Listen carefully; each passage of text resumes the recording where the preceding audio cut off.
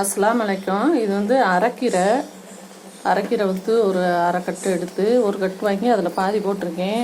50 பாசிப்பருப்பு, ஒரு தக்காளி பழம். கீரையை நல்லா கழுவிட்டு எடுத்து வச்சுருக்கேன். கழனி தண்ணி ஊற்றிருக்கேன், அரிசி களைஞ்ச தண்ணி. இது வந்து சின்ன வெங்காயம், வெள்ளைப்பூடு. இதில் வந்து மஞ்சத்தூள் கொஞ்சம் ஜீரகம் போட்டுறணும், கொஞ்சமாக உப்பு. கீரை ரெடி ஆயிடுச்சு. பருப்பு மத்தில் வச்சு கடைஞ்சிடலாம்.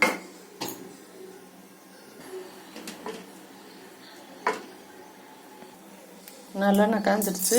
கடுகு பருப்பு, சின்ன வெங்காயம், பட்டை வச்சிடலாம். தாளிப்பு ரெடி ஆயிடுச்சு.